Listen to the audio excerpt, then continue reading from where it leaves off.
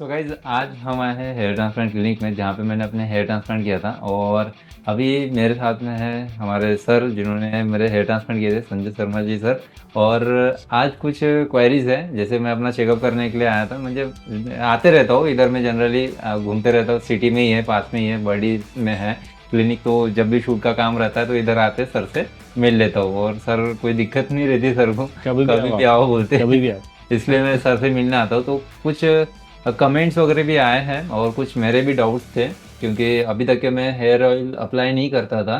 तो वही चीज़ अभी आपको पूछना था, क्योंकि मैं बाहर जनरली जाता हूँ तो वो कैसे बाल सूखे सूखे दिखते हैं ना। अभी भी जैसे मैंने तेल नहीं लगाया कोई भी, तो क्या तेल मैं लगा सकता हूँ? और जैसे हेलमेट वगैरह भी पहनता हूँ तो उससे कोई दिक्कत तो नहीं होगी? बिल्कुल। देखिए ना, एक बार हेयर ट्रांसप्लांट हो गया तो 1 वीक के बाद जब हम फर्स्ट हेड वॉश करते हैं उस समय भी हम कोकोनट ऑयल लगाते हैं, आपने देखा है। हाँ। और उसके बाद से फिर आप जो है ऑयल लगा सकते हैं, लेकिन अच्छा। स्टार्टिंग में थोड़ा ऑयल लगाने से क्या होता है, फॉलिकुलाइटिस आते हैं। मतलब? मतलब मतलब एक तरीके से दाने दाने जैसे आते हैं बालों अच्छा। की जड़ों पे। हम्म। तो अभी 1 मंथ कंप्लीट होने के बाद तो कोई दिक्कत नहीं है, आप लगा सकते हो। आपको तो आज जो है मतलब 2 मंथ से भी अधिक हो गया, हाँ, तो आप बिल्कुल लगाइए हेयर ऑयल में, कोई दिक्कत नहीं। कोई भी तेल लगा सकता हूँ? कोई भी लगा सकते हो, सबसे अच्छा होता है कोकोनट ऑयल, हम बोलते हैं लगाने के लिए। अच्छा। वैसे इन जनरल सिर्फ ना सेंटेड परफ्यूम वाले ऑयल्स ना हो, नहीं, मैं बस ऐसे वो जो इसका नेचुरल ऑयल्स हैं, आमला ऑयल रहता ना, एम्बे का, वो वाला। वो सब को अपना अवॉइड करके सबसे अच्छा रहता है कि आप मतलब सिंपल वाला कोकोनट ऑयल जिसमें कि कोई भी परफ्यूम फ्रेग्रेंस वगैरह ना मिली हो, वो लगाएं। या उसके अलावा ऑलिव ऑयल भी लगा सकते हैं, बेबी ऑयल भी लगा सकते हैं। तो इस तरह के ऑयल्स आप लगा सकते हो। वैसे बहुत ज़्यादा कोई रिकमेंडेड नहीं होता ऑयल, लेकिन अगर किसी किसी को लगता है कि मेरे हेयर बहुत ही ड्राई और रूखे दिख रहे हैं तो कम क्वांटिटी में तेल लगाना चाहिए, बहुत ज़्यादा भी नहीं लगाना चाहिए। हम्म। सेकेंडली क्या होता है, आपने एक चीज पूछा हेयर कट का। हाँ। अभी आपके, मैं यहाँ देख भी रहा हूँ कि यहाँ से बाल आपके बड़े हो गए और आपने हेयर कट नहीं लिया। हाँ, तो नहीं आप कट। बिल्कुल हेयर कट लीजिए, और अपना हेयर कट का भी आप जो है वीडियो मतलब सब लोगों को आप बताइए कि आप जो हेयर ट्रांसप्लांट के बाद हेयर कट ले रहे हैं, फर्स्ट हेयर कट, और उसमें कोई दिक्कत नहीं है। तो अभी बस सामने के ज्यादा बड़े नहीं है ना सर फिर? हाँ, इसीलिए क्या हो रहा है कि यहाँ के बाल आपकी उतनी ग्रोथ नहीं हुई है, यहाँ की हो गई है, तो आपको हेयर कट लेके एक लुक तो मेंटेन करना ही पड़ेगा ना। हाँ।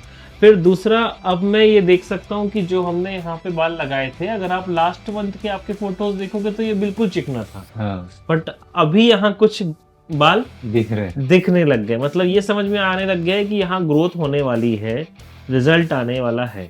तो रिजल्ट आपका अच्छा आएगा। रिजल्ट हमारे सभी केसेस के अच्छे होते हैं। अभी जो देखने का है इस समय 2 मंथ में कि कोई भी आपको इन्फेक्शन नहीं है, डोनर साइड पे भी नहीं है, रेसिपिएंट साइड पे अभी भी तक नहीं की है। कोई प्रॉब्लम नहीं आया? बहुत बढ़िया। अब दूसरा कि जो ग्राफ्ट हमने लगाए थे उसमें हल्की हल्की ग्रोथ आ गई है, मतलब वो रूट अपनी बोलना चाहिए सेट होके उसमें से बाल आने चालू हो। अच्छा। 6-7 मंथ का टाइम लगता है जबकि अच्छा रिजल्ट आता है, ये हाँ। हमने देखा है। वैसे फाइनल रिजल्ट को 1-1 ईयर भी लग जाता है। बट अभी से ये समझ में आ गया है कि ग्रोथ अच्छी आने वाली है, रिजल्ट अच्छा आएगा। तो वो तो आपके जो भी सब्सक्राइबर हैं आपसे जुड़े रहेंगे तो सब लोग रिजल्ट देखेंगे। सभी को देखना है, घर वालों को भी देखना है। हाँ, हमें तो अपने काम पे पूरा कॉन्फिडेंस है, हमने अच्छे से काम किया है तो रिजल्ट अच्छा आएगा। ठीक है। तो अभी जो है 2 महीने के बाद अगर आप कोई फिजिकल एक्टिविटी करना चाहते हैं, जिम वगैरह जाना चाहते हैं, आप बिल्कुल जाइए। आपको अगर हेलमेट लगाना है, आप हेलमेट पहनिए। दिन भर हेलमेट पहन के जैसे घूमते हैं तो वैसे बाल चिपक दिन जाते दिन हैं। भर तो कोई नॉर्मल इंसान जिसने हेयर ट्रांसप्लांट नहीं भी किया है, वो भी अगर दिन भर हेलमेट पहनता है तो ब्लड सप्लाई कंप्रोमाइज होती है, उससे भी बाल आपके झड़ते। तो जैसे अगर हम बाइक में जा रहे हैं, आपको 15 मिनट का, आधा घंटे का राइड है, अभी नागपुर में आधा घंटे से ऊपर कहाँ चले जाओगे? आधा घंटे तो मैं तो इंसान नागपुर ही क्रॉस कर लेता है हाँ। पूरा। ठीक है ना।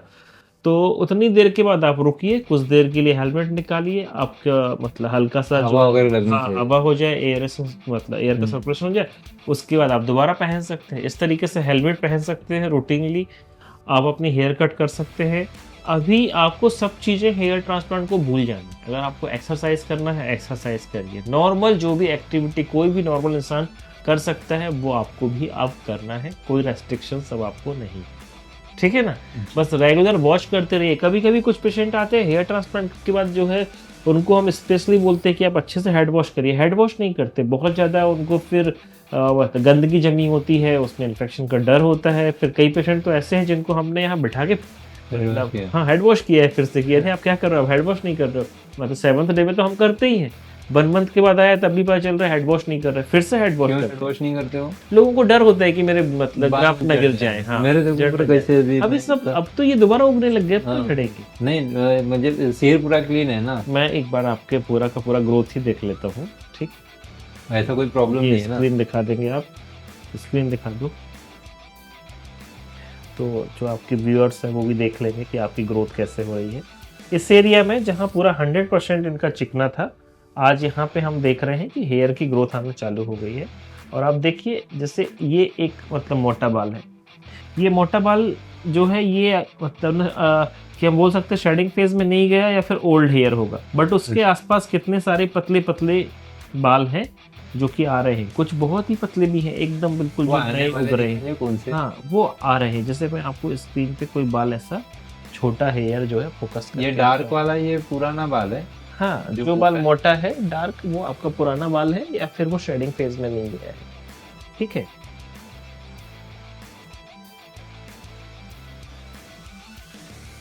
तो सर इसमें से जो झड़े नहीं है बाल शेडिंग फेज देखिए, में, ये बाल आप देख रहे हैं कितने पतले छोटे बाल हैं आपके जो उगने चालू बारीक हुए। बारीक। हाँ। हाँ और अभी कई सारे ऐसे भी है ग्राफ्ट जो आपकी जमीन से आपके मतलब स्किन से बाहर भी नहीं आए। अच्छा। वो स्किन से बाहर अभी आएंगे आने वाले महीनों में, तो डेंसिटी भी हमको बढ़ के दिखने वाली है, ठीक है? हाँ इसलिए 6-7 मंथ तक रिजल्ट जज नहीं करना चाहिए। 6-7 मंथ के बाद ही हम रिजल्ट जज करते हैं, ठीक है? और बताइए, और कुछ डाउट है आपको? नहीं, कोई डाउट नहीं है। जो भी अगर दोस्तों आप लोग को भी कुछ भी डाउट होता है, इनके चैनल को आप सब्सक्राइब कर लीजिए और आप इनके माध्यम से हमसे क्वेश्चंस पूछिए, हम उसके जवाब देंगे, ठीक है? क्योंकि क्या होता है, बहुत सारे डाउट्स हैं हेयर ट्रांसप्लांट को लेके, और ये देखने में आया है कि बहुत सारे चैनल भी हैं यूट्यूब में। कुछ लोगों को जितना मतलब इन्फॉर्मेशन नहीं है, उतनी इन्फॉर्मेशन वो जो देने के लिए कोशिश कर रहे हैं। इसलिए मैं हमेशा बोलता हूँ News कि guide भी आप होता है कुछ ना, अगर आपको देखने से। टेक्निकल नॉलेज चाहिए तो आप आके हमसे पूछिए, हम दे देंगे। क्योंकि एक कोई बंदा जो कि यूट्यूबर है, तो कोई ज़रूरी नहीं कि उसको टेक्निकल नॉलेज हो और वो सही बातें बता पाए। तो जो भी उसके व्यूअर्स हैं जो देख रहे हैं, उनको ऑथेंटिक इन्फॉर्मेशन मिलनी चाहिए, राइट। ठीक है ना? हमें आप तो भी नहीं ये रहती। पूछिए, हम लोग का डॉक्टर का भी काम है कि हम सही इन्फॉर्मेशन फैलाएं। अगर कुछ मतलब गलत इन्फॉर्मेशन दुनिया में चल रही है, तो जो लोग मतलब सही इन्फॉर्मेशन नहीं दे रहे, वो भी गुनहगार है कि वो सही इन्फॉर्मेशन क्यों नहीं दे रहे। हाँ राइट। तो ये हमारे लिए अच्छा काम है कि हमको बताना चाहिए। इस बहाने से पेशेंट एजुकेशन होता है।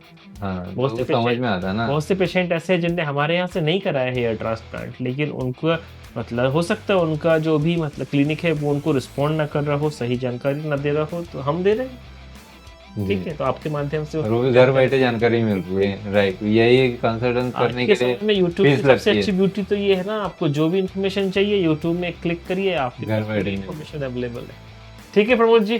तो आप बिल्कुल पेशेंस रखिए, अगले बार आप आइए जब हम आपका जो पीआरपी करेंगे फिर से, और मतलब 6-7 मंथ का रिजल्ट आप लोग के सबके सामने रहेगा प्रमोद जी का, और वो बहुत अच्छा रहने वाला है, ठीक है ठीक है दोस्तों? Sir. Thank thank you you so sir. Much.